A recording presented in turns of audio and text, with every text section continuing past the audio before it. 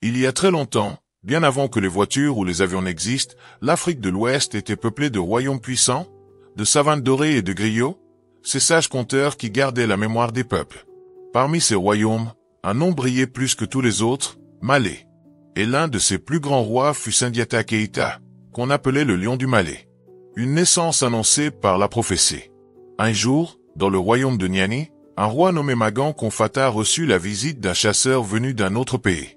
Le chasseur lui dit, « Ô roi, un grand destin attend ton royaume. Mais ce n'est pas avec une femme ordinaire que tu l'accompliras. Tu dois épouser une femme au dos courbé, une étrangère. Son fils changera l'histoire de l'Afrique. » Le roi, intrigué, finit par épouser Sogolonke Djou, une femme mystérieuse à l'apparence étrange, mais au regard profond et puissant. De leur union naquit Sundiata, un enfant différent.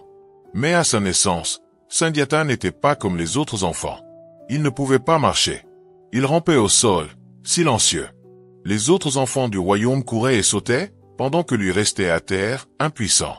Un prince qui ne peut même pas se lever, disaient certains avec moquerie. Mais sa mère croyait en lui. Elle répétait chaque soir, « Mon fils est un lion. » Et un lion n'a pas besoin de courir pour qu'on ressente sa puissance. Le jour où il s'est levé, un jour, sa mère fut insultée par la reine-mère du palais. En la voyant pleurer, Sundiata sentit une force nouvelle s'éveiller en lui. Il appela un forgeron, demanda un bâton de fer, et se leva. Devant tout le royaume, il marcha pour la première fois. Pas comme un enfant, mais comme un roi. Les tambours résonnèrent, les griots chantèrent. Le lion s'est levé. Le lion du Mali est debout. L'exil est la promesse.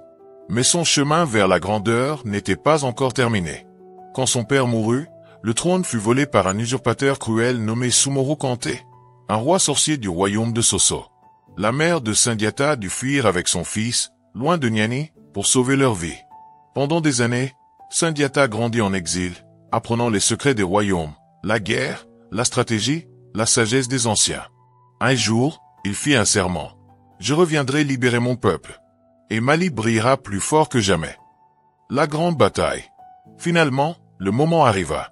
Sundiata rassembla une armée, unifia les royaumes voisins, et marcha vers Niani pour affronter Soumoro. La bataille fut terrible. Soumoro utilisait la magie noire. Mais Sundiata, fort de son courage et des bénédictions des ancêtres, réussit à le vaincre en brisant son pouvoir. Le peuple acclama son nom. Sundiata, Sundiata, le lion est revenu. Le fondateur d'un empire. Sundiata fut couronné empereur et fonda l'empire du Mali, un des plus grands empires d'Afrique, connu pour sa richesse, sa culture et sa justice. Il établit la paix, construisit des villes, et protégea les marchands et les savants. Et les griots racontèrent son histoire à travers les siècles. Il était une fois un enfant qui ne pouvait pas marcher, devenu le roi de tout un empire.